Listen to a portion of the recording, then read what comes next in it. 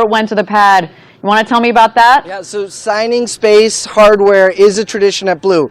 From the New Shepard propulsion module panels to the crew capsule base heat shield, those engines on New Glenn have our signatures. Now the nice thing about those 7-meter fairings that are over 60 feet tall is that it can fit the signatures of more than 10,000 employees that currently call Blue Origin home. So that's what we're sending to space in addition to the hardware. And this team right here, they made it happen. Well, thank you, Eddie. Can't wait to check in with you again shortly. You keep the Team Blue pumped on that, but right. I have a feeling you're not going to have too many troubles. No, they seem pretty psyched. We're psyched to be here. Thank you. Thank you, Eddie. Well, I look forward to what both Eddie and Maggie can bring to the show. Let's take a little deeper dive into the mission today. So there is a lot. Right now, we are tracking a number of technical milestones between now and liftoff, and then there's going to be another set of critical in-flight milestones once we're underway. Now, we do want to be very clear about our objectives today. This is New Glenn's first flight, and we prepared rigorously for it. But no amount of ground testing or mission simulation is a replacement for flying this rocket in space. Well put. Our key objective today is to reach orbit safely. Anything beyond that is icing on the cake, bonus points, cherries on sundaes, whatever you want to call it. We know that landing the booster on the first try offshore in the Atlantic is ambitious, but you can't win if you don't try, and we are going for it tonight. And no matter what happens, we are going to learn, refine, apply that knowledge to our next launch, both, of course, in the design of the vehicle, but also into the operations. And about that booster, again, yes, we are going for it. New Shepard landed on only its second attempt in November of 2015. I happened to be on the ground for that in West Texas back in the day, and it was wild. And man, I can't wait to see if we can make some more history here with New Glenn, which our booster today has been named with a pretty cool name. You wanna tell us that? Sure is. Our booster's named, so you're telling me there's a chance. Classic 90s movie reference there for all you Jim Carrey fans. But let's level set here. You think we're going to stick the landing? Like if you were a betting lady in Las Vegas this evening? So we think it's possible. You know, the truth is that this is an enormous goal. We're trying to land a giant building-sized vehicle that's plummeting down from space. There's just so much complex engineering that goes into this. But you know, it's time that we try it for real, and today is that day. Let's do it. Let's put it to work. We'll see how it performs. But hey, no matter what happens, we're going to learn a ton, get loads of data, and apply it to NG2 and beyond. Now, that said, if we land this thing, I'm going to lose my mind. You and me both. Okay, good. Just setting expectations for everybody on this one. Now, some other business to discuss this evening is the payload we have on board. We have early technology demonstration on board for Blue Ring. And as mentioned before, it is something that I'm very excited about because it's related to the program that I help lead here at Blue Origin. There it is on the left side of your screen there, sitting nice and ready to go in the payload fairing. But to be clear, what you're looking at, this is not Blue Ring itself. This is not the Blue Ring spacecraft itself. It is a pathfinder for the Blue Ring vehicle. And so the Blue Ring vehicle that we are building currently employs a lot of the same technologies and capabilities that are put in that vehicle that you see on the left of your screen. And today we are going to validate the communication capabilities from orbit to the ground. Now, it's also worth noting that today's payload is non-separating. So it's going to actually stay attached to the second stage throughout the mission as it powers on and it begins collecting data. For the broader system we're building, for the Blue Ring itself, you can think of Blue Ring as a utility vehicle, a multi-tool, or kind of a mobile service station that we can use to run errands around the solar system. Today, on this mission, it's a super cool pathfinder for that vehicle that we'll be flying. We have some exciting details to share a little later on. We're going to get way in depth on the exact technology that we're testing today, as well as Blue Ring. But I'll tell you right now, I'm super excited about not just the launch, but the payload, and for both, the New Glenn team and the Blue Ring team. So much work has come together today. And that's why today is such a big deal. We're going to be laying the foundation of our mission to build a road to space for the benefit of Earth. Such an exciting launch and just so much to aim for. Yes, but to level set again, at the end of the day, we know that we're in this for the long haul. Today is just day one, the beginning of a new chapter for New Glenn. We're going to collect a significant amount of data, no matter what happens. And from our perspective, the way I like to put it, data is the currency of success. The more data we have, the better off we are. The longer we fly, the more data we collect, the more we can crunch on, so we can reinvest back into New Glenn for New Glenn 2 and beyond. Yeah, absolutely. And that data is really going to be critical for our engineers and our ability to evolve New Glenn into a fully operational program. With New Shepard, we've flown 28 missions so far, and we've sent over 40 astronauts to space.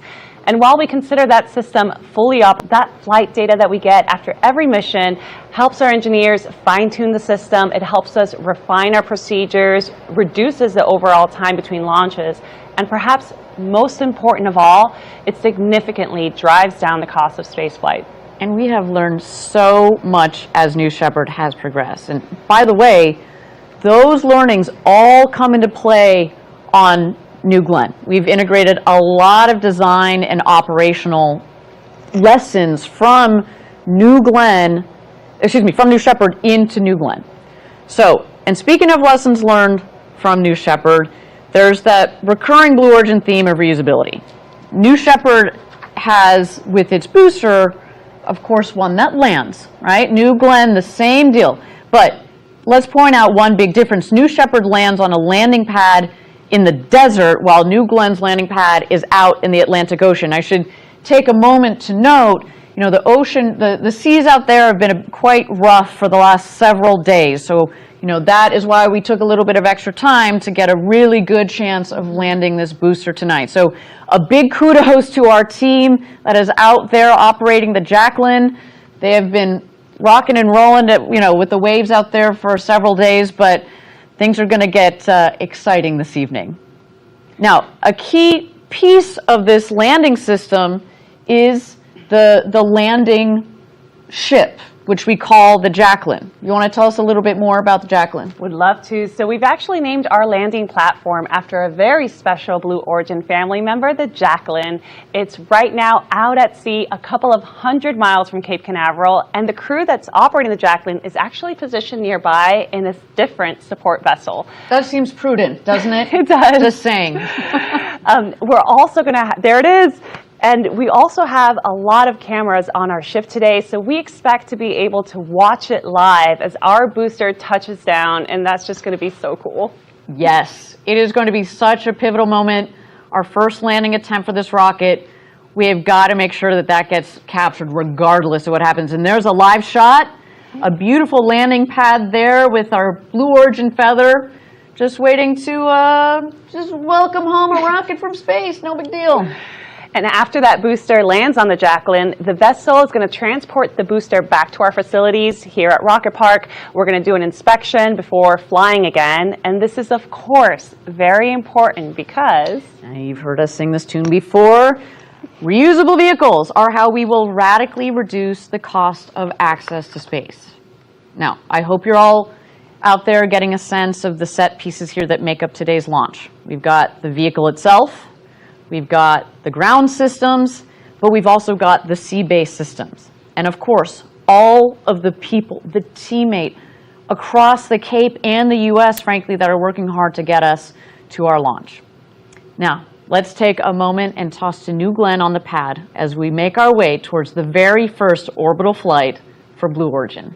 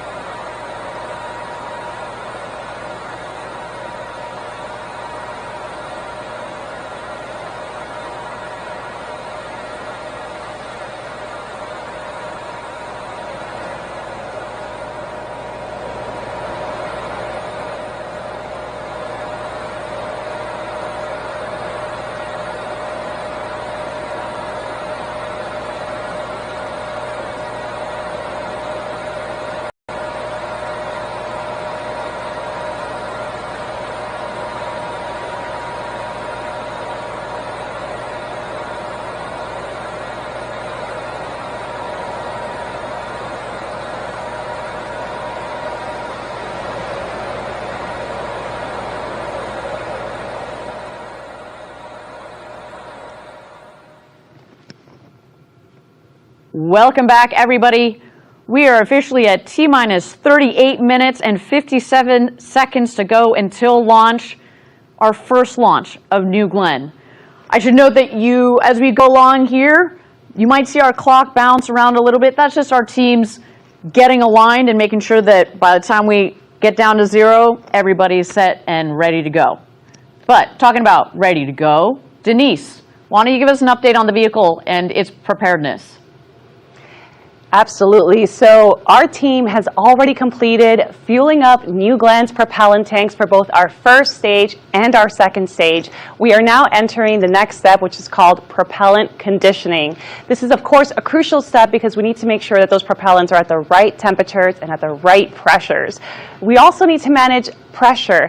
You might have noticed that there's a lot of excess gases that are being vented from our first stage and our second stage. This is because our cryogenic propellants are so cold that they're experiencing something called a boil-off. So we are venting all that excess gas to prevent buildup and overpressurization.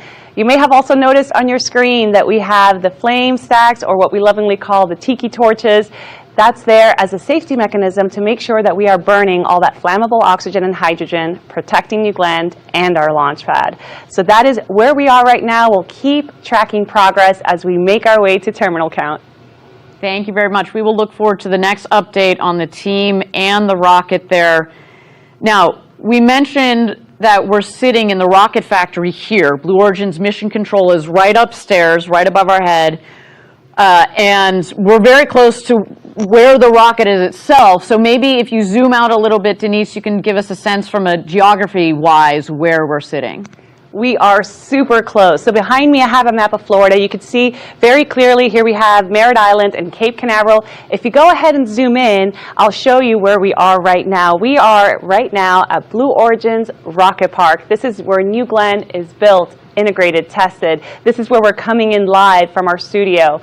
And just a short 8 miles away, we have LC-36, where New Glenn is standing proudly, waiting for its first launch. You just heard from Eddie and a few of our employees. They're just here in Cars Park, and if you're lucky enough to be watching from either Jetty Park or anywhere up down Cocoa Beach, you are going to get a great view of the New Glenn launch tonight. So that's the lay of the land here. It just really goes to show you how the full operation of New Glenn is nearby. And not only that, but New Glenn, the New Glenn operation is also right in the heart of all this great space history here in Florida. So the Atlas II and Atlas III launches took place from here. The Mariner, Pioneer, and even Survey missions. They sent spacecraft to explore Jupiter, Saturn, Mercury, and even the lunar surface. Here's some footage showing off the renovated launch pad that carries all that history. No, I think I speak on behalf of everybody here at Blue Origin that it's just an honor to be launching a next generation vehicle right here on top of all of that history. And the launch pad is so close. I mean, I know we're going to hear it and feel it in this building. I mean, I literally would not be surprised if lights start shaking. You know, from here, we can watch and hear just about any launch system that takes off from the Cape, and it gets loud. But we think this one, for New Glenn, may be one of the loudest ever. For one, the pad is just so close to Rocket Park, but also there's just the enormous size and power of those 7 first-stage BE-4 engines. And we have been talking about that rumble for years, and I cannot wait. As a California girl who has lived through a couple of earthquakes, I am ready for this one. This is going to be awesome.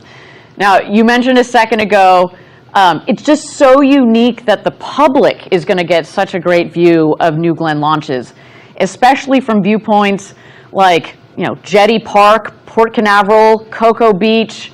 So many people gather to watch launches from these spots already. And wow, I mean, look, this is a live view. If you're sitting there right now in Cocoa Beach, shout out to you guys. You're probably sitting in a nice lawn chair with a cold beverage in your hand. That's what I'd be doing if I weren't here behind the desk with you, Denise. You guys are going to get to see and feel this launch with an insane view. So, other than maybe tripping some tsunami warnings, y'all are going to have a great evening. There really is nothing better than a beachside rocket launch. Well, and weather permitting, it's not just people down here in Florida. People in the region, kind of the southeast region of the U.S., you see this image right here. Look, that's going all the way as far north as, North Carolina, several states north, are going to be able to see this launch during different phases of flight based on where you are. So a little bit of a guide here. If you guys are all still up, it's a bit late here on the East Coast, but this is an exciting launch. So shout out to you guys as well that are watching live from the East Coast.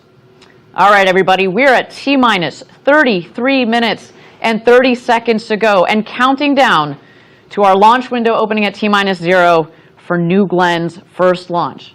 Denise, I cannot believe I'm saying that. We've been talking about this such a long time. It's just wild. Now, again, this is our first flight. We have prepared rigorously for it, but I want to reiterate, our key objective today is to reach orbit safely.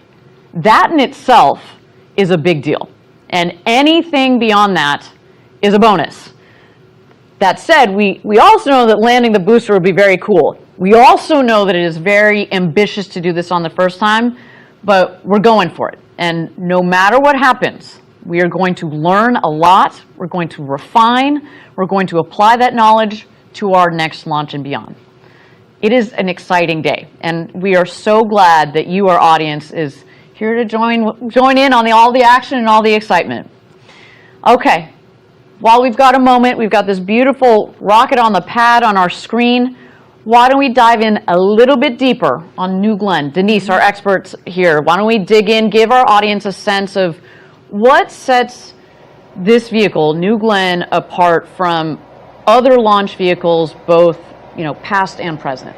Well, to start, it's just massive, just over 320 feet tall, or almost 98 meters. And just think about that. That's like a 32-story building. It's really hard to describe what that means, but another way to think about it, we all know and love New Shepard. Picture 5 New Shepards stacked one on top of the other, and that's approximately the height of New Glenn. And that's remarkable when you think about that jump from New Shepard to New Glenn. Just that size. Oh, say, there you go. You see this great image on our screen here that gives you a sense. We talk about step by step ferociously. That's a big old step we're taking tonight. It's also amazing to think that New Shepard technically could fit as a payload right inside of New Glenn's fairing with room to spare on the sides.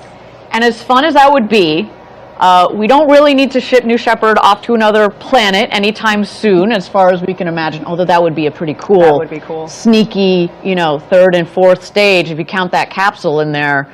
But that said, we make this point because it speaks to future capabilities, like moon landers, other large vehicles that are similar in size to New Shepard.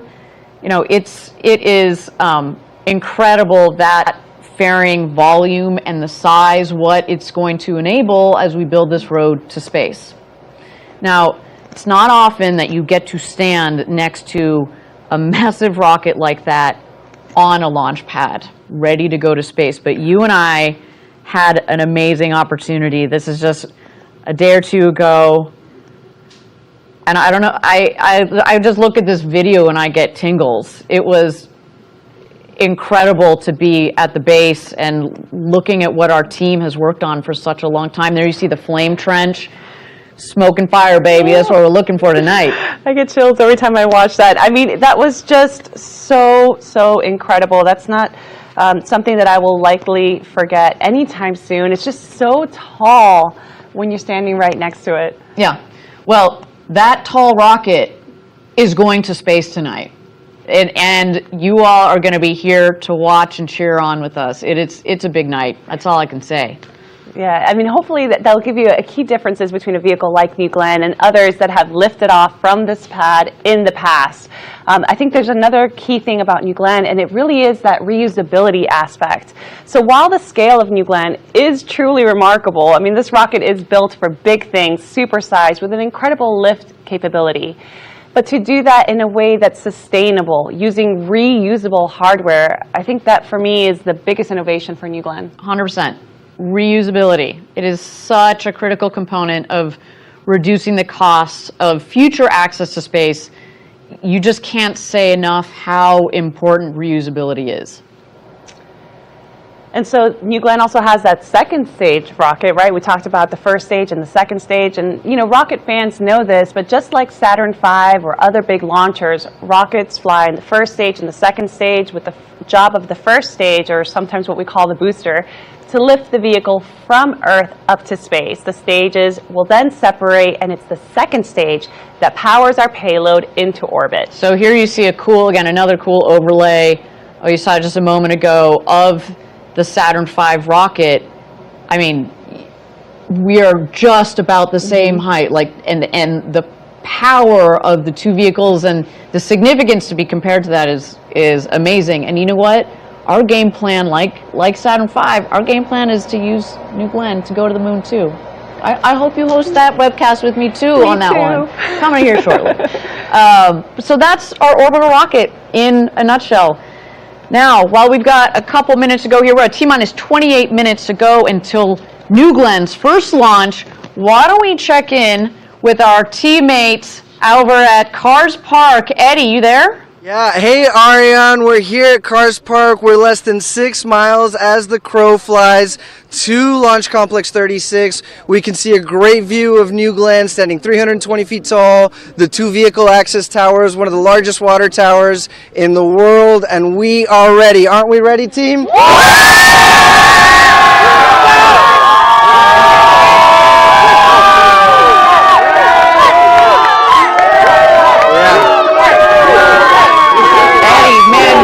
Quite the crowd down there, and I feel like it's grown exponentially since we saw you last.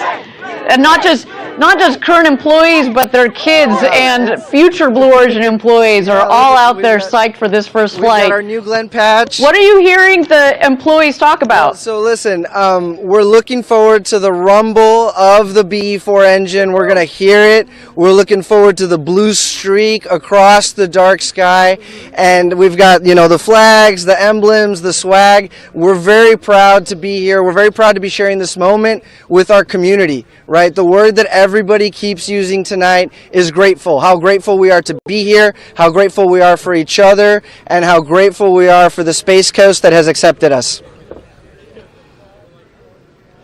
So a lot of these folks have day jobs here in the factory, and you're not far from us, but describe the view you're getting. How is it different from what people will see from here at Rocket Park? Yeah, we've got an unencumbered view of the launch pad of New Glenn. We'll be able to see that arc as Blue Ring heads on its mission, and we're very excited about that. The air is electric here. We're just buzzing with excitement, and we're thrilled to be here, really.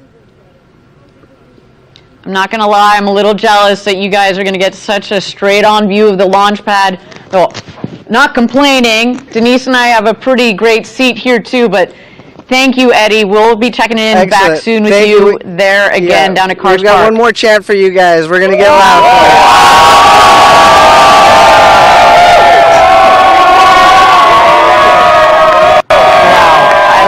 I love it. You feel the energy down there. I absolutely love it. Now, one employee on the New Glenn team that is not down there with Eddie, and I do want to give a special call out to our program leader for New Glenn, Jarrett Jones. Jarrett has led the New Glenn program for years, and I'm very grateful to be able to call him a friend. He has a deep background in aerospace. There he is. And he's been instrumental through the build-up to today's launch. I mean, there you see him just a moment ago, and let's see. Can we point him out here in launch control? Yes, he is there, kind of that first row, bottom left. There you go, checking in, got his eyes glued to his screen, talking to one of our long-term core employees here. We got Mark Featherstone, who has been also leading this program for a long time. And you saw that image just a moment ago with him in front of the New Glenn. That was the day that we installed the 7 engines on New Glenn for the first time. And I'm pretty sure he is absolutely psyched.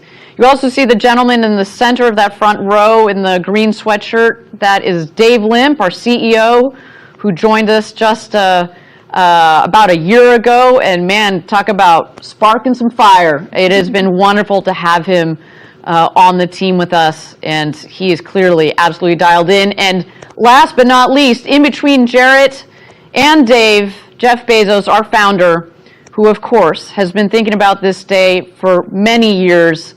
And I should also throw in a special happy birthday to Jeff. What a day. I wouldn't mind having a rocket launch on my birthday, but this man deserves it. So much patience, commitment, passion for what we're doing. It's just, we are very lucky, Denise, to have such a leadership team here supporting us at Blue as we go through all of these programs and getting them off and going. But at the middle of many of them and the core to making a lot of this work, New Glenn. That's why today is so important. Okay, everybody, we're at T-minus 23 minutes to go until launch. It is so great to have you all joining us for today's inaugural launch. We have folks tuning in from all over for this big day, and of course we had Eddie and the team down at Cars Park. But we also wanted to give a nod to a couple special groups watching from across the nation. We've got employees tuned in at multiple sites, checking in and rooting for New Glenn. As I mentioned, not only do a lot of our employees work on multiple programs. There we go! We got Kent, we got Huntsville. I love it. Kent, of course, our headquarters. I see you guys. Huntsville, where we build all of our engines, our BE4s, our BE3Us, and of course, Blue Ring. You guys should be so proud. Team spirit.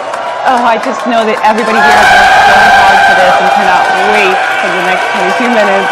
Hi, everyone. And our team down in Huntsville, our beautiful engine factory. You guys are just the best. Just the best. Well, you can see the passion, the energy. We have been working so hard to get to this point. All right, well, I can't complain about our view from right here. We have got a pretty sweet spot here, but I do want to go upstairs to our co-host, Maggie, who's up near Mission Control. Maggie, you there? Here, and I have found a new place to hang out. Wow, all right, so I know that not only do you get to hang out near Mission Control, but this for our audience gives you a sense of how close they are to just being able to go outside on the deck there. Tell me about this view that you get and that some of our VIPs are going to get tonight.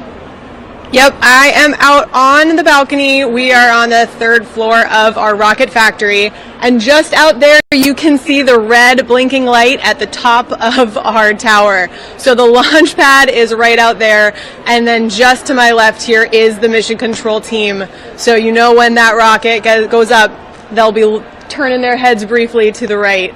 So we're out here, we've got some guests, VIPs, some of our Blue family inside. They're still in there while it's warm, but I expect to see more and more people headed out here soon. Now, Maggie, I know you're able to also listen in on the radio with the team behind you. What are some of the things that you're hearing? Sure. About this time in the count, I am hearing them going into their weather brief. They are making sure that everything is clear downrange. That's both the water and in the air. And I haven't heard anything thus far, Ariane. Well, thank you, Maggie. So great to have you up there, keeping us tuned into all of the action. As we noted, we've got launch control and mission control right back to back. We'll be checking in again with you in a couple of minutes. Okay, we're at T-minus 19 minutes and 50 seconds to go until our targeted liftoff. So we're getting closer and closer. And we want to point out a few things coming up ahead in our countdown, because some of them actually come in a pretty quick sequence. Yeah, so coming up, we're going to have a planned weather check. This is where our teams take one last look at the weather for launch today. This weather check validates that our trajectory is still on track, and the team will continue to close out any remaining open items that could be on their dashboard. The very capable folks in launch control upstairs will undoubtedly be checking through closeouts over the next few minutes or so. And once we get through those, we'll start to go into some final vehicle checks. So do you want to walk us through those final vehicle checks? Once we get to about T-4 terminal count, we're going to transition New Glenn into where our auto sequence begins. And the operation really becomes hands-off for our operators. We're going to be switching New Glenn to internal power, internal hydraulics, and things will move really quickly from there.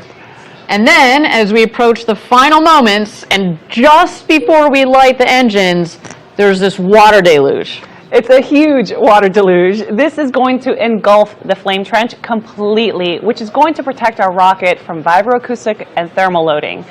Finally, autopilot will be enabled. We'll flex the gimbaling engines, and then, well, ignition. Game on, ignition. I cannot wait for that moment. So all of this is very exciting, even to just hear said out loud. I think there's also a very specific sequence for starting the first stage engines. And talk us through that, because it's not like they just all turn on at once. We got to be careful about how we sequence the engines igniting. Correct. So you might think that we ignite all 7 BE4s at once, but that's actually not the case. We do something called a staggered start sequence. Engines 1, 4, and 7 will light first, followed by engines 2, 3, 5, and 6. Now, of course, these will happen in a very quick succession, but the staggering start really helps to decrease the sudden pressure on the whole system. There just truly is so much power in those BE4 engines. So staggering them creates a more smooth on-ramp for all that power. Absolutely. And we talk a lot about the rocket, but you can't forget the ground systems as well, right? So when we are essentially protecting the rocket from the vibration and all that power coming out of the engine, we're also protecting the launch pad itself, right? You see from the map that you showed us earlier how close we are to the water.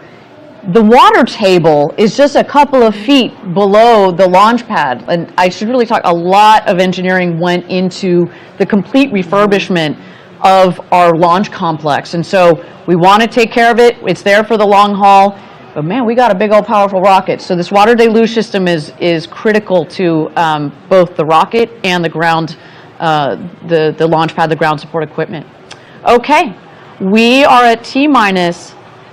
We have just had a clock update here. We are at T-minus 37 minutes and 20 seconds to go until launch. As we mentioned, this is kind of what we can expect from our team as they get aligned and ready to go into launch today. So they just need a couple more minutes, and that's A-okay. You know, we say this on the New Shepard webcasts as well, which is we have spent years designing this rocket and, you know, months building it and months going into designing this operation. If we need a couple more minutes before we press go on this thing, that is A-okay with all of us. So with that, why don't we take a moment here to check out this beautiful New Glenn rocket on the pad, getting ready for its first mission to space ever.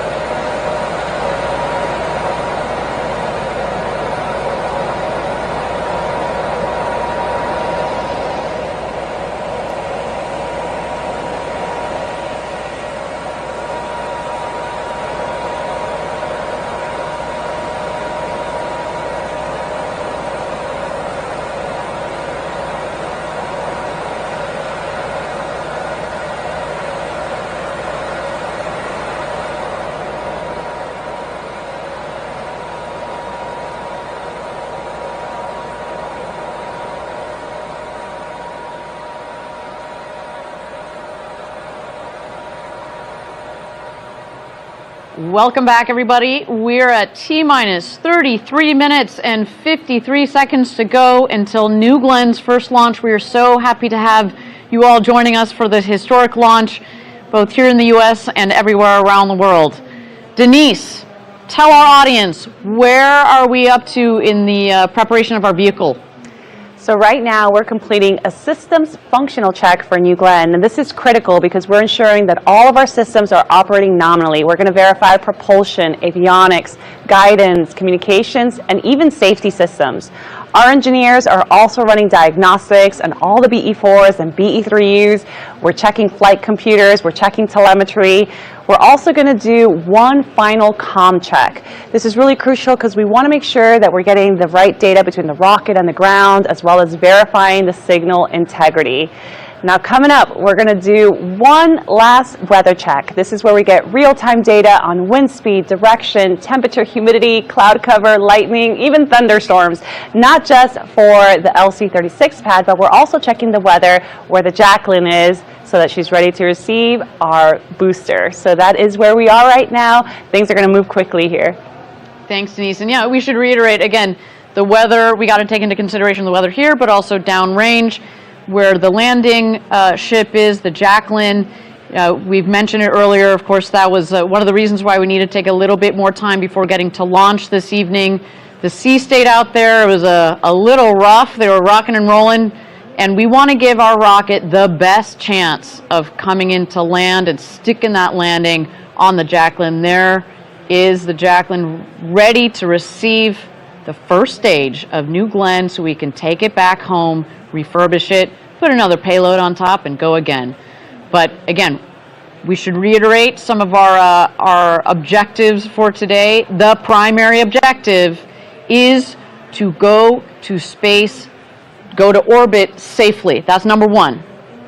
And if we happen to land this booster, as we mentioned before, there are going to be a lot of people losing their minds, mine as well. So stay tuned for that. Now, Denise, why don't you go through a little bit more of the flow down there? So the Blue Ring team is up in mission control right now, also surely tracking their own checklist as they make sure the Pathfinder payload is ready to go to launch as well. Correct, yeah. So upstairs at the MC, we'll have a launch control and mission control. So our launch team is the one that's doing all these system checks on New Glenn, while mission control is making sure that they're doing similar system checks for the Blue Ring Pathfinder. Wonderful. And let's take a second and dig in a little bit more on that payload. The Pathfinder is a cool piece of technology, and really it's just the initial demo for a vehicle program called Blue Ring that's quite far along in its own development. And we mentioned this earlier, today's demo is a non-separating payload. This means the payload tonight is going to stay attached to New Glenn's second stage for the entire 6-hour mission. The other thing I want to reiterate about this Blue Ring Pathfinder is it's going to be testing a lot of the same technology, but it's not the Blue Ring itself. It's not the same form factor, but we're going to learn a lot from this evening. Now, what we want to, I should say, as we talk about the Blue Ring Pathfinder, I want to reiterate that it's attached to the second stage and it will stay there as it orbits the Earth. And that also is not normal, but we wanted to do that for today's demo mission. Now, today's demo mission on the Pathfinder is going to prove out some important components of our future vehicle, Blue Ring. And I get really excited. Clearly, I get so nervous I get excited talking about this. I love this program. It's one that I've had a hand in getting off the ground for the past year as part of Blue's in-space systems team. But I want to take you deeper into Blue Ring. Let's check out this video. Blue Ring allows you to do many different things with one vehicle. It's kind of like the Swiss Army knife of satellites. It does a lot, and it does it really well. Blue Ring is part of building that base layer of infrastructure in space that we at Blue Origin talk about. We can take up to 13 customers up to space, up to 3 metric tons, deploy those satellites, It's going to give them all the capability that they need to be able to be placed where they want, or they can use a lot of the capability inside of Blue Ring. It can do data storage, data computing, relaying the data. And it's going to be a massive asset because it now allows all these payload customers to offload all of their data relay and critical processing needs. You've got space domain awareness, you've got communications capabilities, and then you've also got this ability to host things on Blue Ring itself. For customers who need orbit maneuver, we can maneuver them between orbits, within an orbit. We can have nominally 3,000 meters per second of delta V with this vehicle, and in some configurations all the way up to 4,000 meters per second. And it has dual propulsion systems, meaning that I can use the chemical systems for really fast maneuvers, but then have electric propulsion for all of the station keeping and low energy maneuvers. A lot of our work is going to be done in geostationary orbit for sure, but we've got capabilities to go out to cislunar orbits and interplanetary. Blue Ring Pathfinder is going to be on our first New Glenn flight, which is really exciting. This first mission, it demonstrates our space-to-ground interfaces. So it proves out that we can command our vehicle on orbit, can receive data from the vehicle. We'll be testing out and demonstrating a lot of the capabilities that will be hosted on the Blue Ring vehicle as a whole. We're building not just the transportation systems through New Glenn, but also the infrastructure that will help future generations take advantage of what space has to offer. Blue Ring is going to multiply what we can do in space and create the infrastructure like nothing else.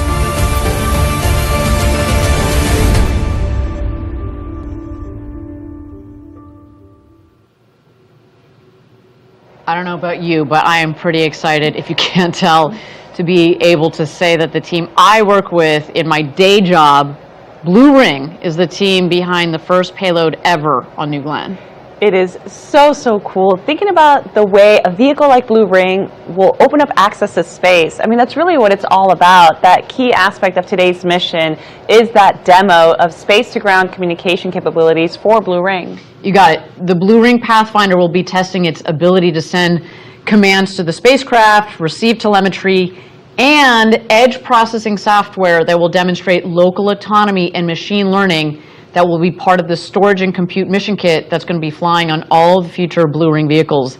So basically, it has a computer predicting if the spacecraft is getting sick. We're also testing radiometric tracking, which, by the way, helps in navigation by using radio waves to track the spacecraft's position and velocity.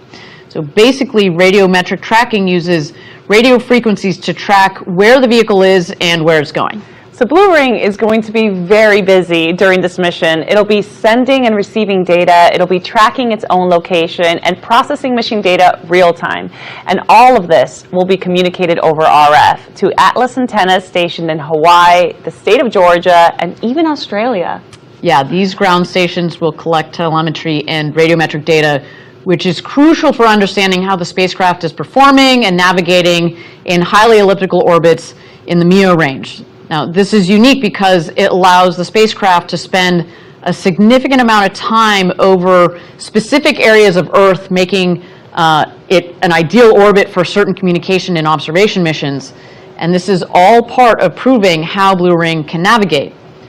All the data collected from this mission will be used to support the future production of the Blue Ring space vehicle, which undoubtedly will play a vital role in further space exploration and communication technologies.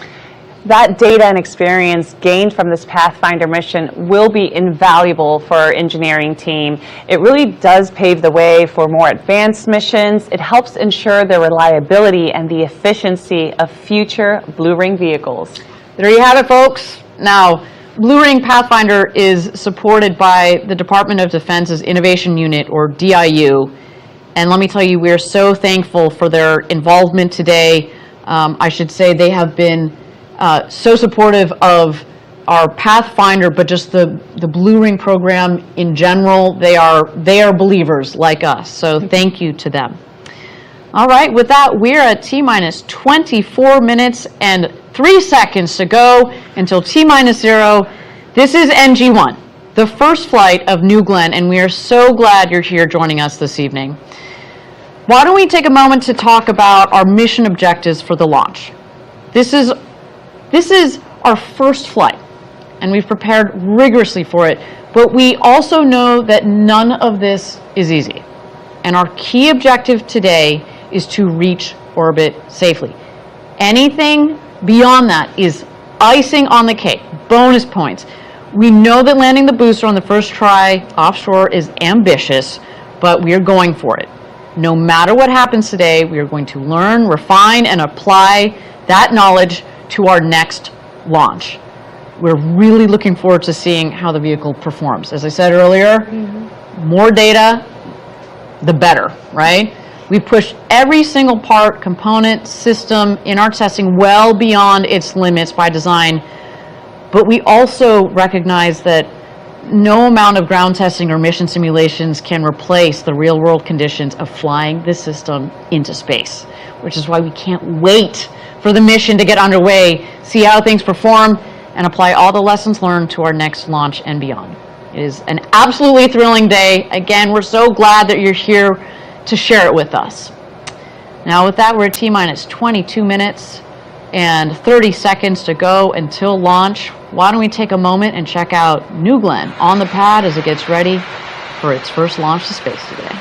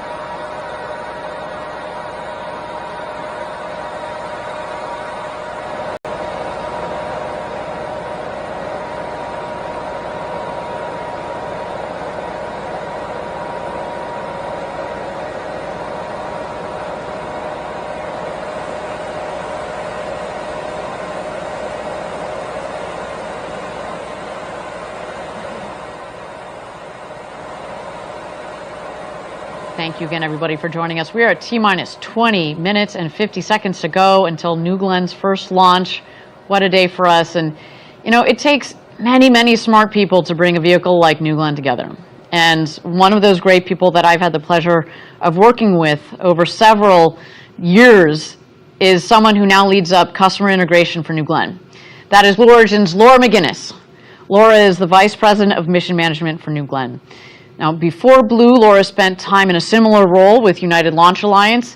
She also had quite the career at the Air Force. And I had the pleasure of chatting with her just for a few minutes, just a little bit earlier, to hear what customers can start to expect from a vehicle like New Glenn. Let's listen to that chat. Laura, thank you for taking the time, especially on such an important day, to give us a tour of the factory. This is kind of like your second home, I imagine, for the last couple of weeks. Absolutely, Ariana. We're so excited about this factory and super excited to show you all a little bit about it. Well, so talk to me a little bit about what we got going on here. We've got multiple rockets coming down the line. Yeah, all kinds of things going on. So the basic layout is that the raw material comes in from the south side of the building down here at the end of the aisle. We weld the tanks together down there. Then we bring the completed modules here for assembly. Over here we have our GS1 aft module, which will have landing legs, 7 BE4 engines installed. We do all of that work. We continue to assemble the stages down here. We build fairings.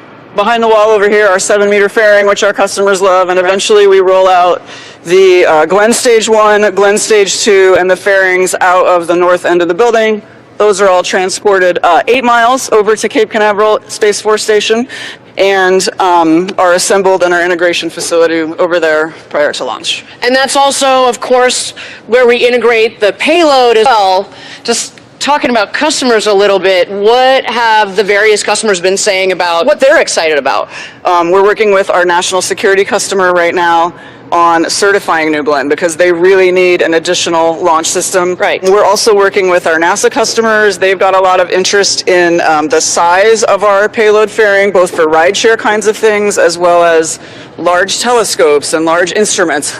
Commercial customers are thrilled about our capability of bringing many small spacecraft to LEO. And we've already been doing some integration precisely with these customers. How has that process been going with our customers? We know our customers make us better.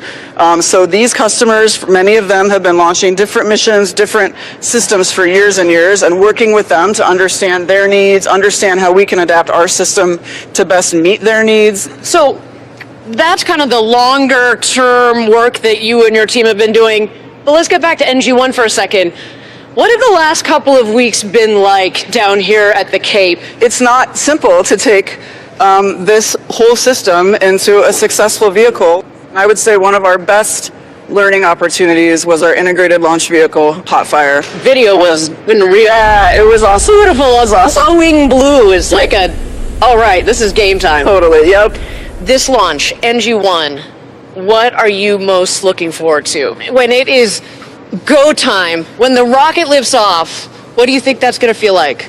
I mean, I will say I love that final 4 minutes. So when we pick up terminal count and we're counting down and the room is super quiet, the energy, the excitement, the moment, and then feeling that lift off, seeing it on its way over the horizon, and then hearing that final call out that we have inserted our payload customer successfully into orbit is like just an amazing moment, and I can't wait for it. I know New Glenn's going to do it. It's going to be a great day.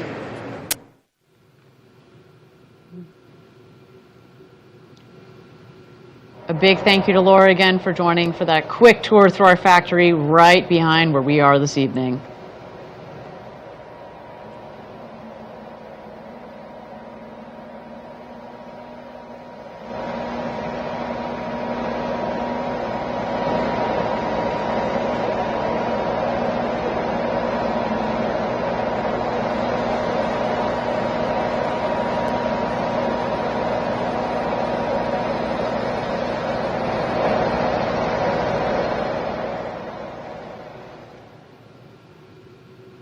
Okay, we are at T-minus 31 minutes and 6 seconds to go until NG1. We continue to tick down towards our first launch. I will mention again, you may have seen we went down and then we added some more time to the clock. That is just fine. That is our team taking a couple more minutes to make sure that all of their procedures are aligned as we tick down towards T-minus 0. So you might see a little bit more of that happening here. While we've got a little bit more time, why don't we talk about the flight profile for this evening's launch? What is that going to look like as we see this vehicle fly today? We've imagined New Glenn's flight for so long. We've looked forward to this day, and I'm so excited just to see another vehicle of this size flying from the coast of Florida. We're going to be feeling the power of those BE-4 engines here in the studio very shortly. After liftoff, there are a number of important milestones in the flight that we'll be tracking, so let's go ahead and take a detailed look at what New Glenn's first flight is going to be like. New Glenn lifts off from Launch Complex 36 on Cape Canaveral. 7 BE-4 engines will ignite and propel the rocket upward with over 3.8 million pounds of thrust, or roughly 17,000 kilonewtons. The vehicle will quickly reach supersonic speeds as it climbs through the atmosphere. As the rocket ascends, it will encounter maximum aerodynamic pressure known as max Q at around 40,000 feet or 12 kilometers. This is the point at which the stress on the vehicle is at its highest. Around 3 minutes into the flight, the vehicle will turn off its engines, marking the end of the boost phase. Shortly after, the reusable first stage will separate and begin its journey back to Earth. 2 BE-3U engines on the second stage will ignite and propel it onward into orbit with the payload.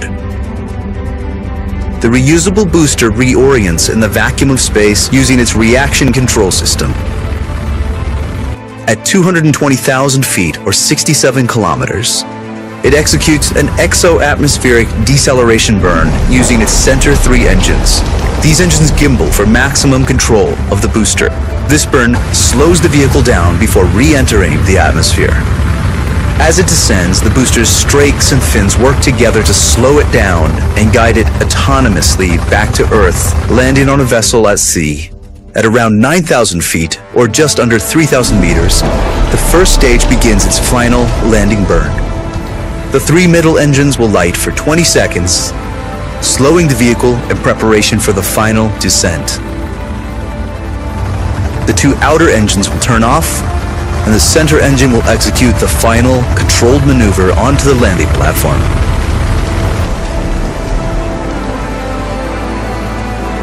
The vessel will return to Cape Canaveral to prepare for its next mission. Meanwhile, in space, the second stage will continue to power the payload towards its final orbit.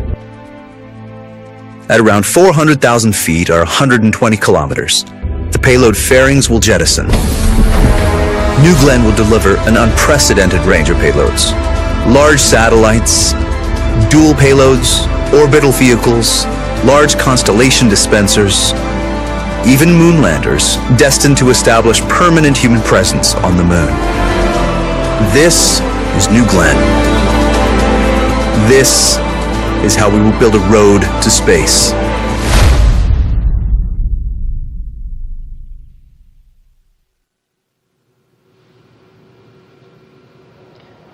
So again, there you got an opportunity to see what the mission profile will be for this rocket this evening, but I think what was really cool about that video as well is it gives you a sense of the future as well in terms of the various vehicles that we're going to be able to take on this rocket, whether it's a lot of LEO satellites or a lunar lander or a massive GEO payload, whatever it may be. I think that's one of the coolest things about this vehicle. It is very versatile, and it's the power of the vehicle matched with the volume of a 7-meter fairing that's going to allow this vehicle to be a workhorse for Blue Origin as well as our customers for years to come. So a beautiful rocket on the pad there waiting its first launch to space.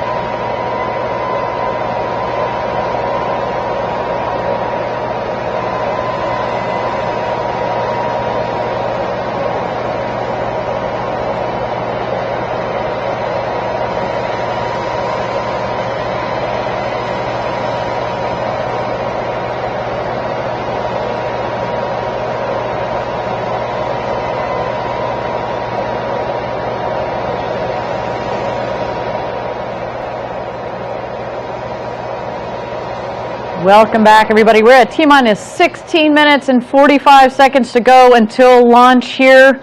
An exciting evening for all of us here at Blue Origin. I'm so glad that you've joined us. Now, we have spoken about the wealth of experience in the New Glenn launch and mission control rooms upstairs, and I want to take it back to Maggie upstairs, who is standing by up there. Maggie, you with us? Yep, Ariane, I am back at Mission Control, and as we make our way towards terminal count, the energy is high. It might seem like it's a little quiet with everyone sitting down, but the communications are ongoing. The launch director and his team are working super hard to get us there. I love it. They're in the zone. So, Maggie, I'd love for you to talk us through some of the people behind the mission up there. Walk us through who's on console. We've got some of our best and brightest here in the Mission Control Center. So the Mission Control Center is actually a network of rooms. We've got Mission Control, Launch Control, and engineering support rooms where our team is looking through data constantly. Now this whole team is led by our launch director. His name is Ben Dykstra. Ben is responsible for the launch, tip to tail. He is doing the go, no go, and making sure that we get our best chance of success. Ben actually comes from our New Shepard rocket. So Ben is a great example of how we take our flight pedigree from New Shepard and we are building it into New Glenn. Now Ben and I go way back. We worked on New Shepard together for quite a while, and I've had a chance to talk to him quite a bit this week. And I was asking him what his pre-launch traditions are and what he's bringing here to New Glenn. And he gave me a couple answers. One, he sets 3 alarms because he really does not want to miss his call. I have a feeling he didn't have to actually use all 3 of them today, but I'll ask him afterwards. And then he also sets little post-it notes on the screens of his console mates so that they get a little funny note or a little encouraging thing from their launch director before they go. And then when we do terminal count, he will be doing his fist bumps with the entire team. I love it. I know Ben is going to crush it. Why don't you give us some other highlights? Who else is supporting Ben with launch control today? Ben is supported by a really large team, and we're not going to have time to touch on them all, but a couple here. First, we have Ann Dickey. Ann is the assistant flight director, and shout out to New Shepard again. Ann comes from that program as well. Now, Ann has been working the integrated schedule all week long, really making sure that this team is ready to go. And after we launch successfully, she is going to get herself an ice cream cone, and I will be joining her. Next, we have Martin De La Torre. Martin is a ground controller, which means that he will be working through all of the data and controls of our ground system out there at the pad. So as complicated as we all know rockets can be, the systems that are working around it are equally as complicated. And so Martin has a tough job today, but we know he's working hard. His favorite quote is from Stephen Hawking, and so he's got heroes, I think, like the rest of us. Next, we have Stephen Shelley. Now, again, you talked about the Jacqueline a little bit earlier. That's our offshore vessel, and Stephen Shelley is our offshore recovery lead. So as we go through this whole process, the team and the launch director, Ben, are constantly checking in with Stephen to make sure that we know that the barge is ready should we be able to land New Glenn. His launch day ritual is actually the same as Ben, another 3-alarm guy, so we'll be asking him as well. And then last, but certainly not least, we have Megan Lewis. Now, Megan is one of our 2 primary launch controllers, which means that she has control authority over a lot of these major systems on New Glenn. Megan is from Utah, and in a very sweet story, Megan is actually wearing a bracelet today that her grandfather gave her grandmother with charms for every Apollo mission that he worked. So a really incredible legacy of spaceflight in that family, and they're bringing it to the Blue family. So we're really proud of them today. Megan Lewis and team, led by Ben Dykstra, are getting it done. I love it. Just some wonderful stories, and each one of them has their ritual. I'm glad that it seems like their alarm system has worked, because yes, they are all on console and ready to rock and roll today. That's a good thing. So, hey, Maggie, stay plugged in up there for us, and we will keep checking back in with you. All right, everybody, we're at T-minus 11 minutes and 40 seconds to go until launch. Why don't we take a moment here and send it over to the pad and check in on New Glenn as it gets ready for its first launch to space today.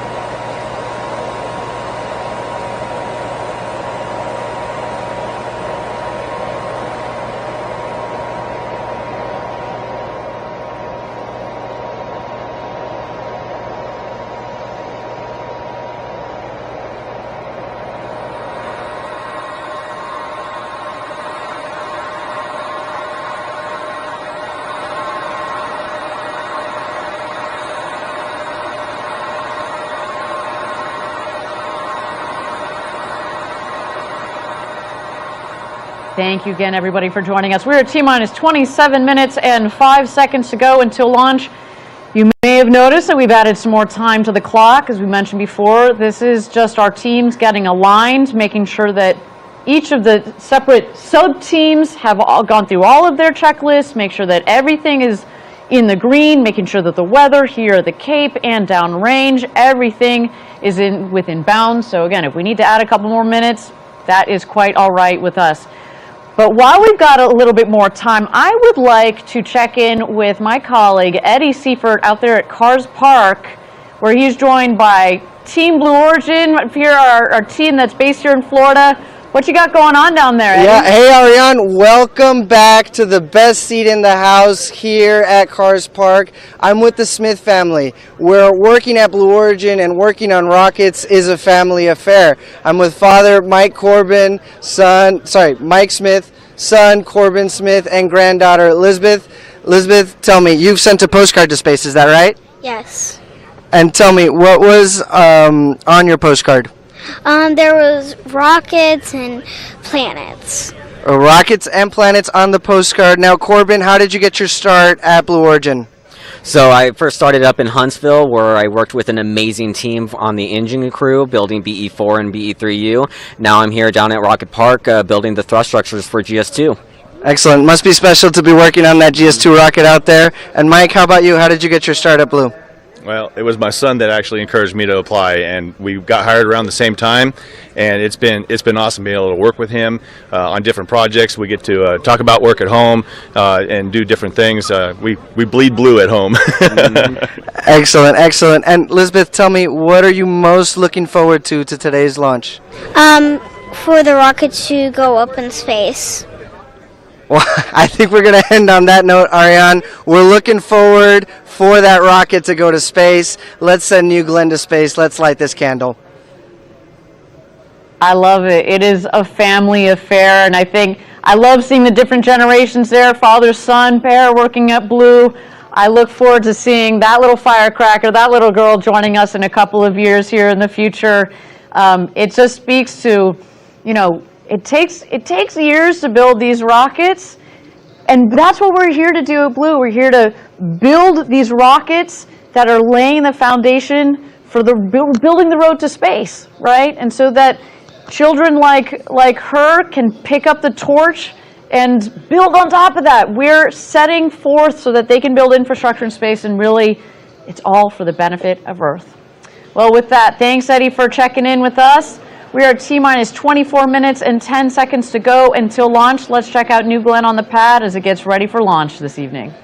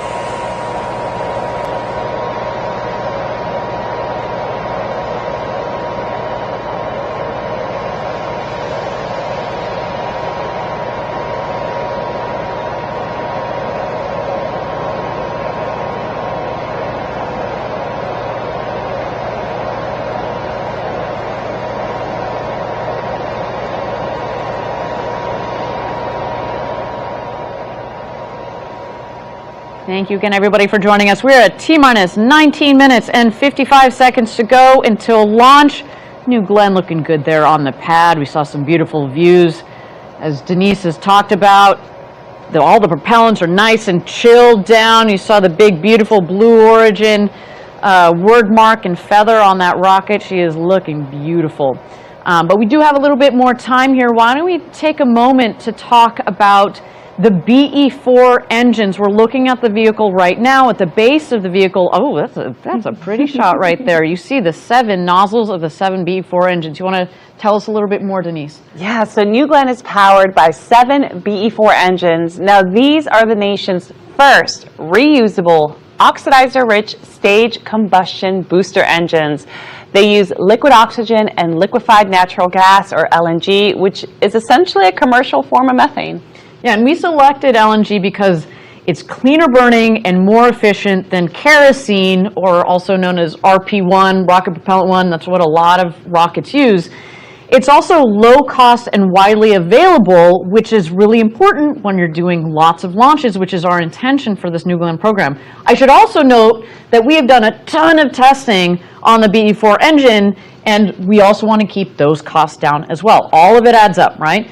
And one of the coolest aspects, though, about LNG is that it can self-pressurize its tank through a process known as autogenous repressurization, right? So this eliminates the need for costly and complex systems that use helium, which is pretty rare. So normally you got helium and other gases in there to push the pressures properly through the engines to get them ready to go. But with LNG, it basically does it on its own. That's what that means. It's so fascinating. And, in terms of power, each BE4 engine generates an impressive 550,000 pounds of thrust. So when you combine all 7 engines, New Glenn produces about 3.85 million pounds of thrust at launch. And just to put that into perspective, that's roughly half the thrust of a Saturn V rocket, which took humans to the moon. Imagine that power of 200 Boeing 737 airplane engines all firing at once. That's what we're looking at here. And that is a ton of power. You see that these images here, this video, this is from our test facility down in West Texas. And man, oh man, I have been down there actually for one of these tests. And our facility down in West Texas is in this valley. And it just reverberates. You feel like you're in the inside of a drum. It just shakes the entire valley, and I mean, it's just incredible. And we're putting 7 of those at the base of this vehicle. The other thing you should see in that video there is that it burns this really cool blue color. So that's another. I'm not saying that's why we chose this propellant, but it's a nice little bonus to it. It sure is. So a lot of power coming out of these engines, but then also a lot of interesting technology that's gone into the turbo pumps too. Do you want to talk about that a little bit? They sure are. So the turbo pumps, which pump fuel and oxygen, are also incredibly powerful. Together, they produce the equivalent amount of horsepower needed to power 2 Nimitz-class aircraft carriers at full speed. Yet each turbo pump is small enough to fit in the back seat of your car. Think about that. I mean, the comparison is crazy, but just think about that efficiency that goes into that turbo machinery. Then you also see here, obviously, the comparison between our BE4 engine. So there are 7 of those on the base of the vehicle, and our BE3U, BE3 upper stage engines, or 2 of those on the second stage. I want to talk a little bit more here. You see the comparison of the BE4 to the BE3U. You also have a comparison of the power of it as well. Both of these engines are highly sophisticated and have unique functionality built for New Glenn itself. So for BE4, as we noted, we've got 7 of these engines in total at the booster. We saw a cool image of that a second ago. The 3 middle engines are gimbaling engines that can pivot to help steer the rocket, so that will be working, of course, in conjunction with the fins at the top of the booster. Now, those 3 middle engines are going to relight to help with deceleration and landing burns. And the other 4 engines are fixed. And this is the combination that gives us both the power that we need, but also the flexibility we need for different stages of flight. And you know, the BE4 engines are produced at our manufacturing facility in Huntsville, Alabama, and they're tested rigorously at our facilities both in West Texas and Huntsville to ensure they meet the high standards. Yeah, and we should note there are 7 of these on New Glenn, but our friends at ULA with their Vulcan rocket, they use 2 of these engines. And those have already flown successfully to space. So we are very proud of that these engines have already flown to space, and can't wait to see them power this New Glenn rocket as well. They are going to be rattling this building very, very shortly. Well, with that, at T-minus 35 minutes to go until launch, let's toss it back to the rocket and check out New Glenn as this vehicle gets ready for its launch to space this evening.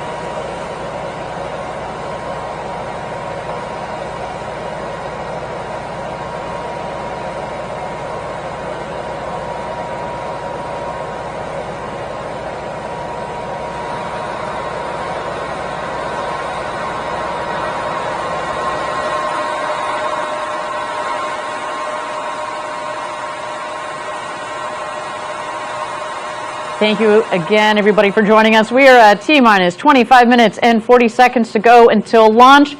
You may have seen we've been adding some time to the clock. This is to allow our teams to go through their checklists. Keep in mind there are multiple sub-teams that are up there in launch and mission control. We want to make sure that everything is ready to go, and if some of those items on the checklist take a little bit of extra time, we're going to do so, especially since it is NG1. We want to make sure that everybody is prepared and everything is aligned. We should also mention, again, we have to keep our eyes on the weather, both here and downrange. So with that, let's continue to check out New Glenn on the pad as this rocket and our teams get ready for NG1.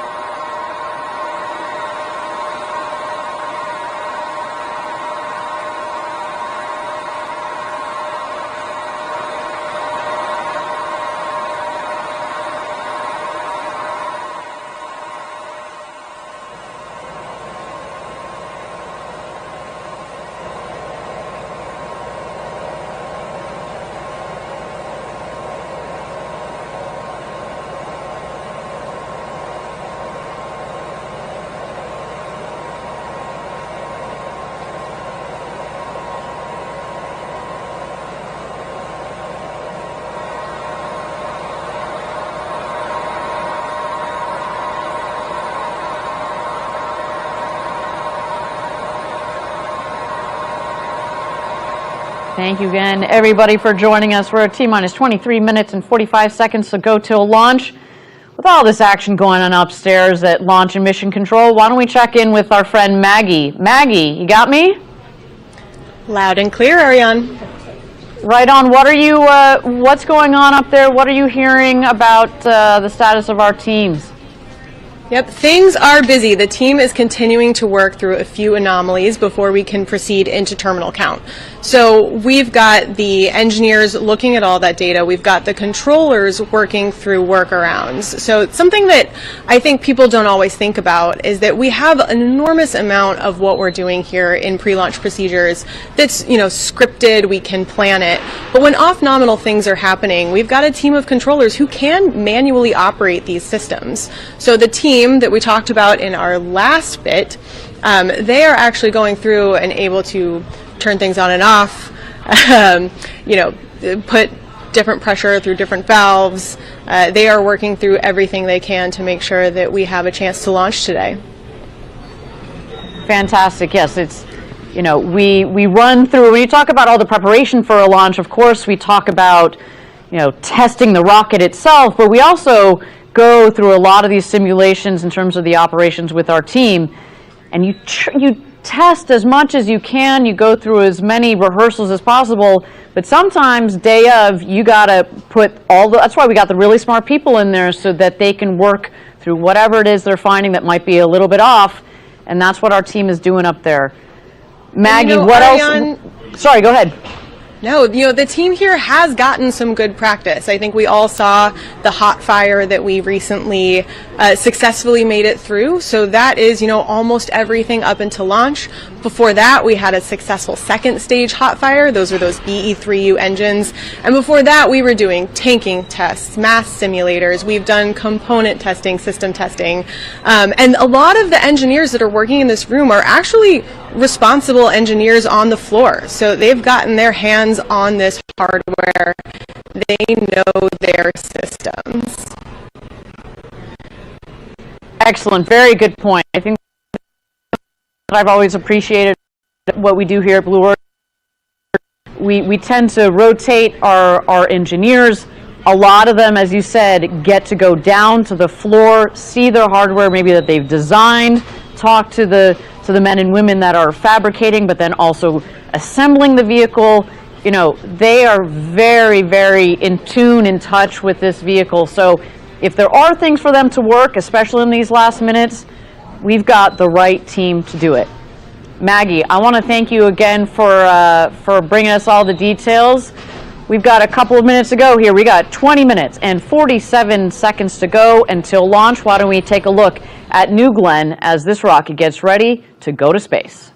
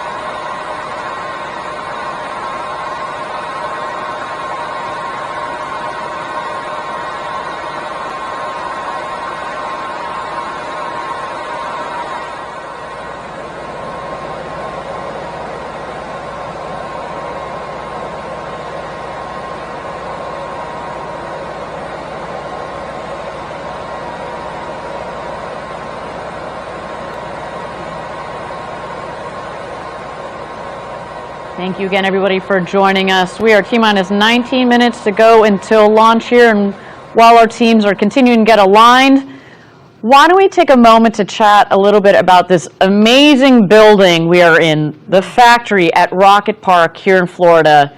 This is where it all comes together, where we bend the metal on New Glenn. I literally see people down there bending metal, pulling, putting the components together, testing, cleaning.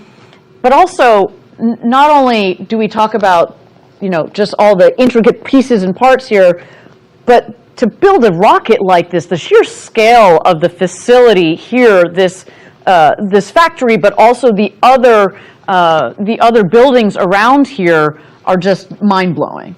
It really is quite impressive. So Rocket Park is essentially where we bring our rocket dreams to life. We're talking about state-of-the-art manufacturing and assembly areas designed to produce rockets efficiently and, of course, sustainably. This is where the stages of New Glenn come together. Yeah, exactly. And the folks here at Rocket Park are not just building rockets, they're really shaping the future of space travel.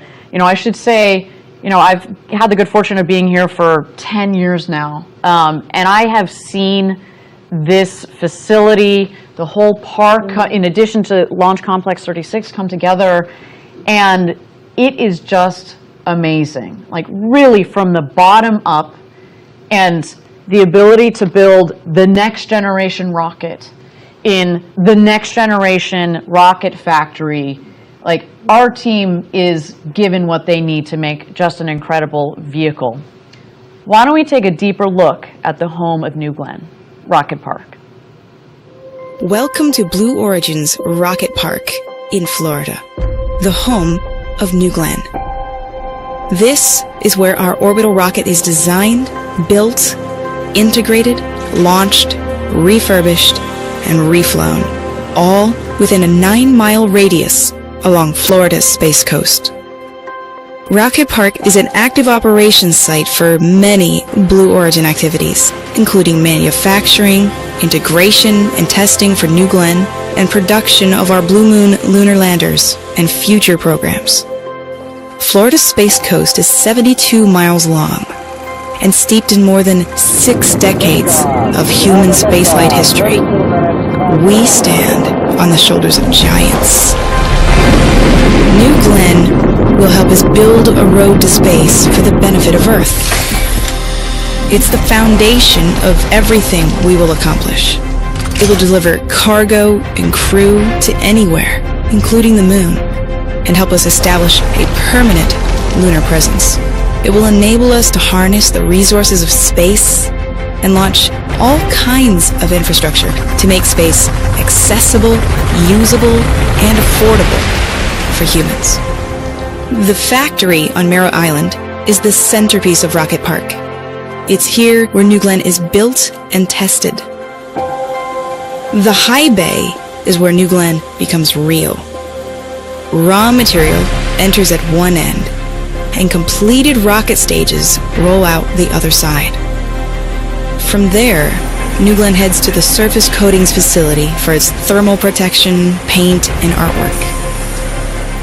It then heads to tank cleaning and test, or TCAT, for pressure testing and cleaning. The factory is also home to New Glenn's Mission Control. On launch days, Mission Control comes alive as the rocket rolls out from its hangar down the road and goes vertical at Launch Complex 36. This historic launch site was rebuilt from the ground up just for New Glenn. Protected by 2 lightning towers, almost double the height of the Statue of Liberty, New Glenn prepares for liftoff at mile marker 0. This is where the road to space begins.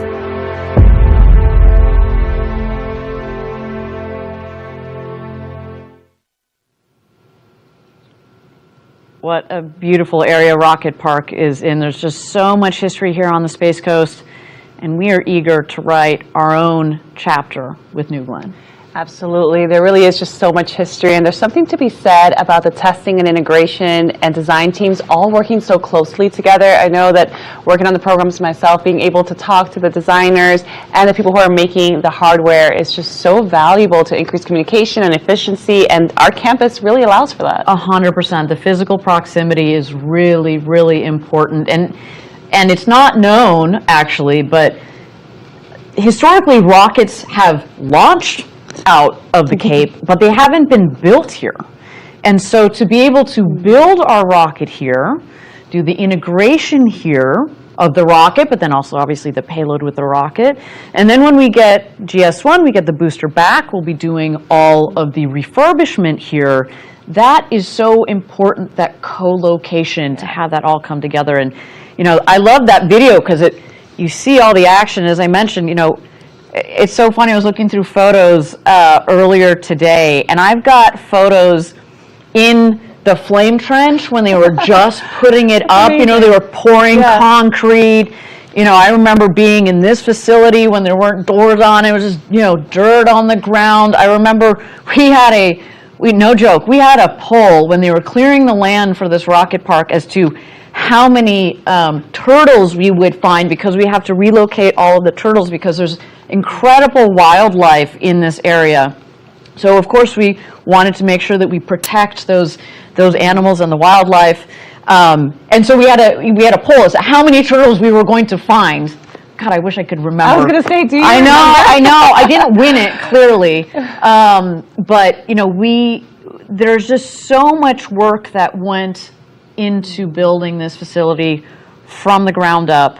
And to be here today is just, it feels surreal in many ways. And, you know, that I was just talking a little bit about the factory itself, but the launch complex, you know, LC-36, as you touched on earlier this evening, has been around for a long time, has been where many historic rockets and missions have launched from, and we basically stripped it down to the ground and rebuilt it for this world-class rocket for decades to come. You know, we invested in this facility knowing that we're going to be here a while.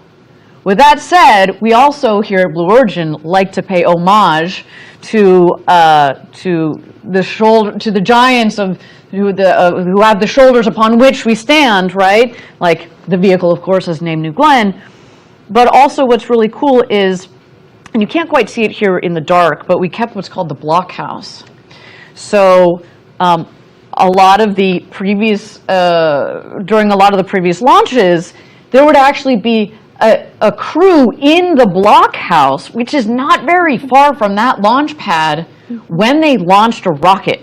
This thing is like a concrete fort, basically. It's not very big, and on the inside, it's got these massive, heavy doors that close to protect the teams. To be very clear, we're not using that blockhouse tonight. We don't use it in our operations, but it is something that we have kept on site because of the history that is in that facility. I hope that one day I'll be able to go back in there. I did get a chance to peek my head in a couple of years ago. It feels almost like, what's the right way of putting it? It feels like a step into the past. Yeah. You know, the old computers and like, you know, the ashtrays. They're literally cigarettes that are still there from back in the day. We don't allow that in our launch control rooms. But again, clearly a throwback to the past. But just this facility, it feels really good to be here. It feels like we're set up for success as much as possible, which is really, really great. Okay, we are at T-minus now 36 minutes and 40 seconds to go until launch. Again, our team has added more time to the clock. They are working through their checklist. There's clearly some things that they want to spend a little bit more time on, and that is okay. I will reiterate, we have spent years designing this rocket. We have spent months and months designing this mission, building this particular vehicle as well. The design and test that's gone into the engines that are powering this rocket. If we need a couple more minutes, especially on this first launch, that is okay with us. You know, we want to give our team the right time and the space that they need to, you know, to work on whatever they got going on up there. I also want to, you know, keep in mind, my understanding is that the weather continues to stay inbounds here at the Cape, as well as out at sea. But for the moment, we have decided to put more time on the clock, which means that we still have a chance, still have the opportunity to launch this evening. I should say, I was waiting for it. I know, it's pretty apropos because this vehicle says... So you're telling me there's a chance? That is the name of this booster. So yes, everything is, it's like it was meant to be for this vehicle. It really is. With that, we are T-minus 35 minutes to go until launch. Let's continue to check out New Glenn on the pad as it continues to prepare for its launch to space this evening.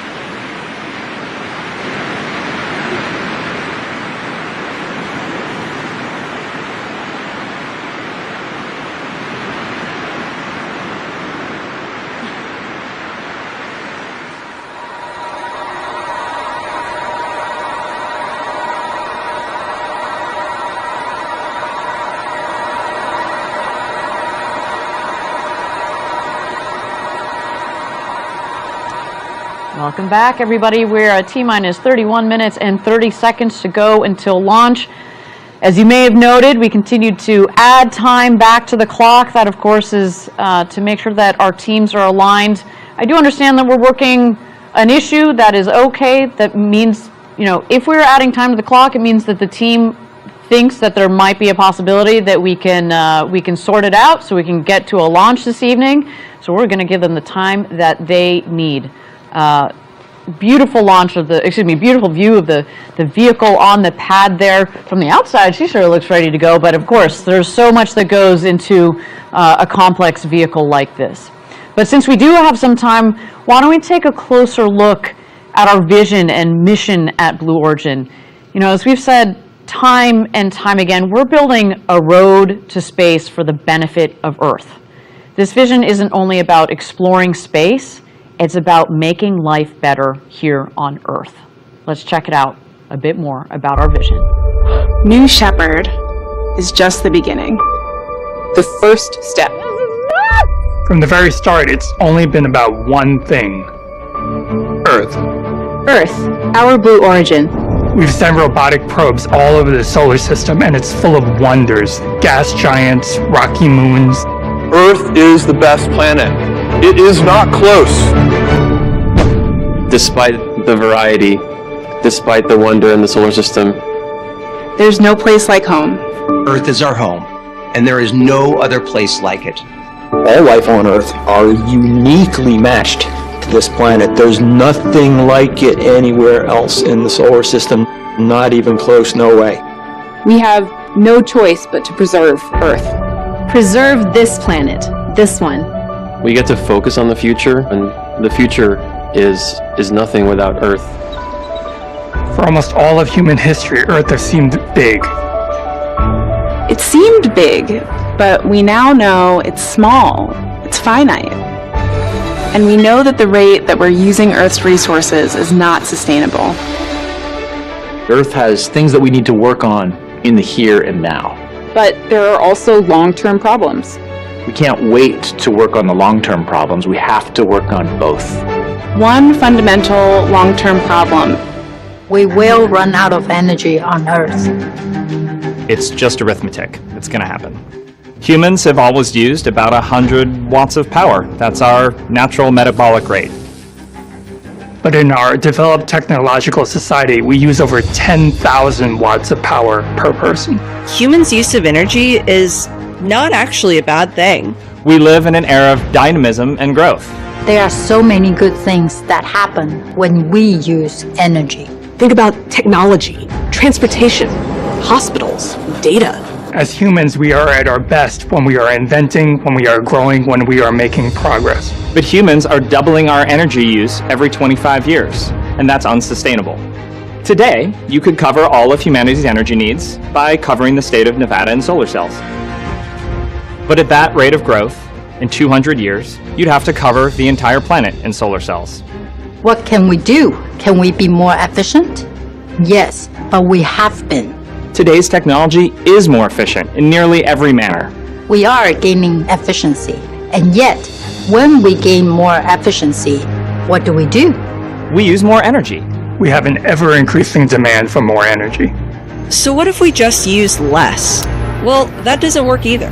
Throttling energy use means slowing down progress. You stop living in a world of abundance and you move to a world of scarcity and rationing. There has to be another way. There is another way. Space.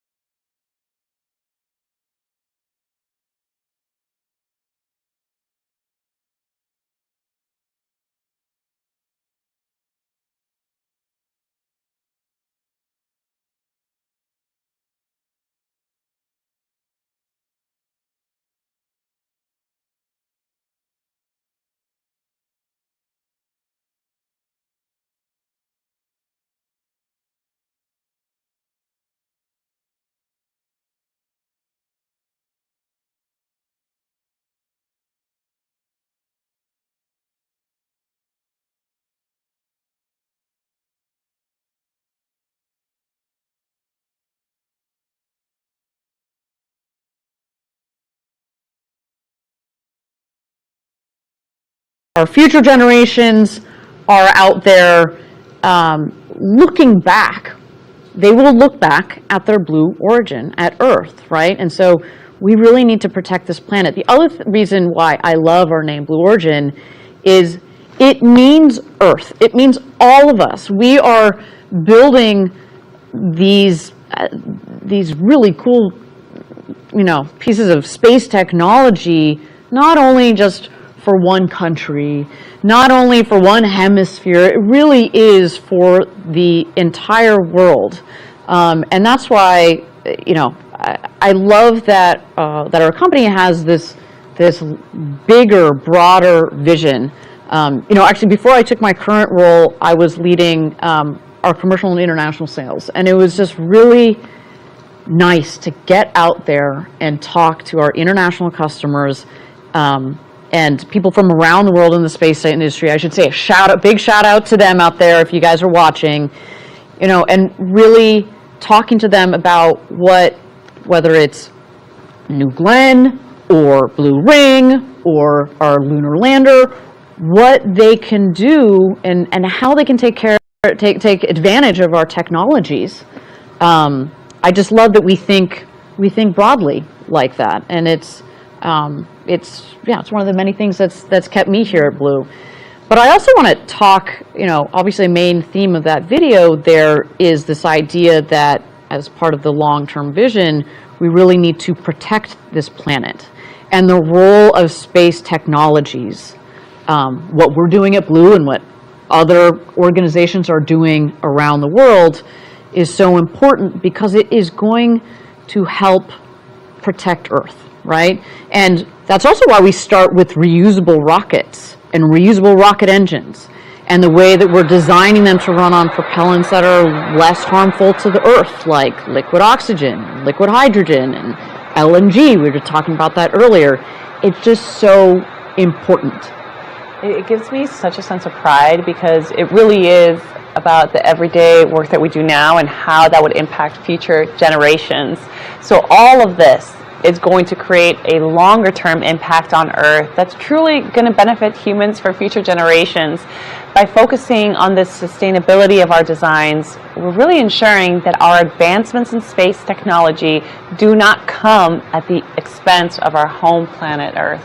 Yeah, a couple of minutes ago we threw it back to our co-host Eddie out there at Cars Park, and again, talking about the multiple generations, how cool is it that he was there with the father-son pair that both work at Blue, plus the son's daughter that's there, and she's just going wild over space, and she can't wait to see, this rocket launch. We have to think in that sort of generational time scale, right? There's also, our teammate that's up in launch control, whose grandfather worked, on Apollo, and here she is, you can see she's pregnant in the photo, like, who knows what her child is going to end up doing, and hopefully what we're doing here at Blue is going to benefit, again, these next generations. We're building the road to space with these first initial steps. Tonight, New Glenn, we're also talking about Blue Ring.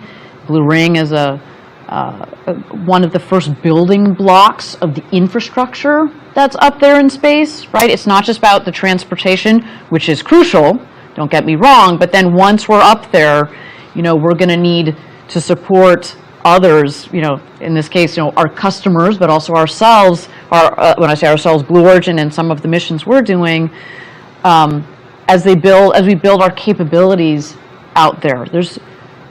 By definition, space is infinite. And so if we can take advantage of that, and if we can put things up there that will help us take advantage of that, I mean, for the benefit of Earth. For the benefit of Earth, the future is bright. Okay, with that, we are T-minus 16 minutes and 40 seconds to go until launch.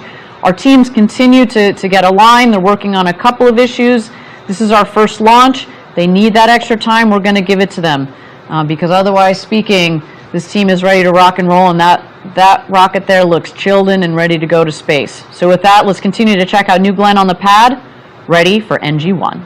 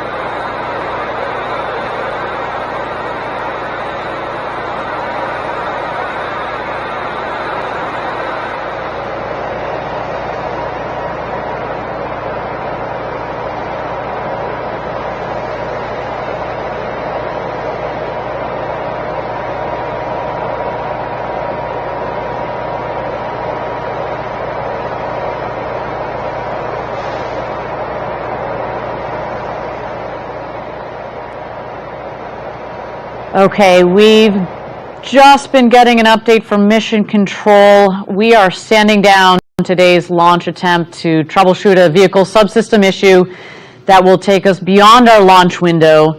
We are reviewing opportunities for our next launch attempt. So we've scrubbed today's NG1 mission to give the team more time to work that issue, and we're reviewing what other things that we might need to get done in that period. When we know when the next opportunity is, of course, we will let everybody know. Now, to give the viewers a sense of what happens next, the launch team is now working to detank and safe the vehicle. From there, we're going to assess, as mentioned, what other things we might want to get done in our downtime, and that is what's going to guide when the next launch opportunity will be. Follow us on social media. That's the way to stay up to date on announcements for that next launch attempt. We do want to thank you for joining us. We can't wait to get right back here for our next launch attempt. Stay tuned. Gradatum Ferociter.